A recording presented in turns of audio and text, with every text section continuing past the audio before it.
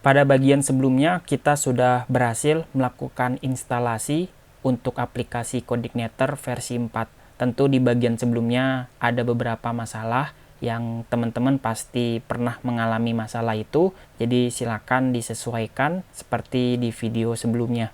Nah, kalau sudah berhasil di-download dan pastikan downloadnya utuh, tidak ada file yang harus kita hapus, karena ini adalah struktur folder dari aplikasi Coordinator versi 4. Sangat berbeda dengan versi yang ketiga dari struktur foldernya.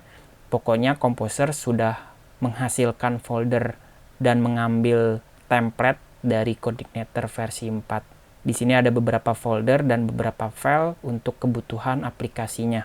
Nah, tugas selanjutnya, tugas hari ini, bagaimana sih cara menjalankan aplikasi Coordinator-nya supaya bisa berjalan di sisi browser. Nah, cara menjalankannya yang paling mudah itu kita gunakan built-in bawaan Coordinator. Jadi ada fungsi server yang sudah disediakan sama aplikasi Coordinator versi 4-nya. Kalau di Coordinator versi 3 kan belum ada fitur ini nih. Kita jalankannya melalui localhost, manual gitu. Tapi teman-teman bisa jalankan aplikasinya melalui localhost. Kita akan coba sebelum kita jalankan pakai server built-in dari CI-nya. Nah, di sini pastikan teman-teman mengaktifkan SAMPP. Jadi saya buka dulu SAMPP-nya, SAMPP Control Panel. Ini adalah aplikasi control panelnya untuk mengaktifkan dua modul, Apache dan MySQL. Ya, walaupun MySQL adalah database, kita belum mau berinteraksi dengan database, tapi yang penting kedua modul ini harus diaktifkan dalam keadaan running. Jadi diklik aja, jalankan, lalu kita bisa close. Dan sekarang kita sudah bisa jalankan browser dengan mengetikkan localhost / nama aplikasinya. Nama aplikasinya adalah CI4 strip tutorial. Nah, nanti akan tampil file-file dan folder seperti ini. Ini yang membedakan dari versi yang lama. Versi yang baru kita harus menuju folder public baru bisa menjalankan aplikasinya. Tapi di sini masih error. Kita akan coba pakai built-in server dari PHP CI-nya. Apakah error seperti ini? Kita coba ya. Kita buka git base-nya.